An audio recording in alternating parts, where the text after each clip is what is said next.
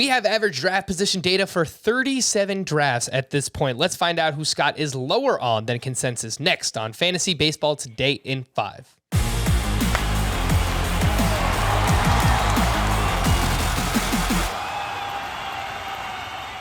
Welcome into FBT in 5. As always, make sure to follow and stream us on Spotify. Today is Wednesday, December 8th. I am Frank Stanfield, joined by Scott White, and let's jump right in. The first player we're going to talk about is Tim Anderson, who is currently the 5th shortstop off the board in ADP. He is 13th in Scott's shortstop rankings. Why do you think that you are lower than the consensus, Scotty? Well, first, it's worth pointing out that shortstop is incredibly deep, especially at the top. So, I have Tim Anderson as my 13th shortstop. In 12-team leagues, he deserves to be starting for somebody. One of those shortstops ahead of him is going to be drafted to start some other position. Maybe somebody doubles up and sticks him at utility. I got to point that out first. Tim Anderson, good fantasy asset for sure. But I do think there's been a tendency to overrate both his power and especially his speed. He's had only one 20 steal season his entire career. Part of that's because of injuries. Over the last 3 seasons, he's missed about 25% of the White Sox games, which is a problem in its own right? But I think people are drafting Tim Anderson thinking he's going to be this great solution at shorts at stolen bases when he's not going to be as much of a help as you think. And meanwhile, he's hurting you in power production, RBI production, runs relative to what you think he produces just because he doesn't walk a lot.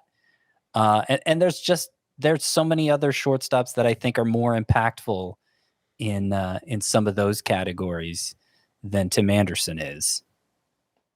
Yeah, I think he's one of these, the sum of the parts is greater than the whole. Like, he chips in everywhere. He's not necessarily elite at one category. He's very good at batting average, if nothing else. But, yeah, he's a solid player. I'm not sure that he has massive upside where he's being drafted right now. I think that you're probably going to make a similar case for Randy Arozarena, who is being drafted as the 17th outfielder off the board. He is 27th in your outfield rankings. Why are you lower on Arozarena? Yeah, so Arozarena has kind of this Javier Baez thing going on where for him to perform at the level he does, it relies on him having an outlier BABIP. 363 was the BABIP he had this past year. And while we've seen Javier Baez sustain that year after year after year, and yet I still don't trust it completely. Obviously, I'm not going to trust it from Arozarena after 1 year of it. Also, a big reason Arozarena is getting elevated is because of the 20 stolen bases and just, the fervor over that stat that's so scarce. But one of my goals this year in Roto Leagues is to be intentional about being unintentional about drafting stolen bases, meaning if I draft my early picks, if the guy happens to steal a lot of bases, great, but that's not going to be my motivation. Like, his bat itself has to earn the pick that I'm investing in him. And I don't think Arozarena is one of those guys because he's not really a standout in home runs, not really a standout at batting average. In fact, looks like he has room to regress there. Doesn't drive in a lot of runs. Yeah, I just think he's not the kind of guy I'm looking for in that range of the draft. Trevor Rogers is currently the 30th starting pitcher off the board in ADP. Scott, you have him 46th in your starting pitcher ranks. He was really good this past season, 2.64 ERA, 115 whip, over 10 strikeouts per 9. Did slow down in the second half, Scott. So what did you see from Rogers that maybe has you a little bit scared, more so than other people? Well, yeah, I mean, I definitely second guess myself when I look at those overall numbers that Rogers had and wonder if maybe I'm being a little too granular in my analysis here. But he really was 2 different pitchers last year. The first 3 months, he was top of the rotation type of pitcher.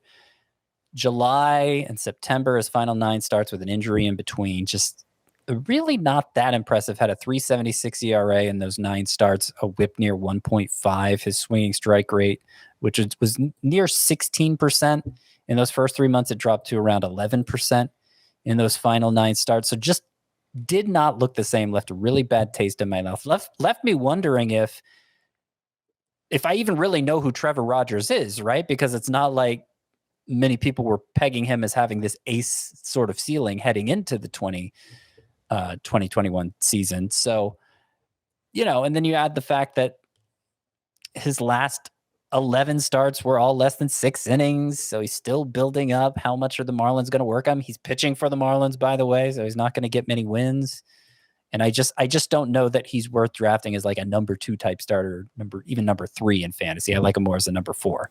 Well, Scott, I will be hoping that you are wrong because I have Trevor Rogers in the Scott White Dynasty League. And of course, he's an anchor of my team. It's not a very good team, but we're hoping to turn it around real soon with the help of one Trevor Rogers. For more extensive fantasy baseball coverage, listen to the Fantasy Baseball Today podcast on Spotify, Apple Podcasts, Stitcher, your smart speakers, or anywhere else podcasts are found. And thanks for listening to Fantasy Baseball Today in 5. We'll be back again on Tuesday morning. Bye-bye.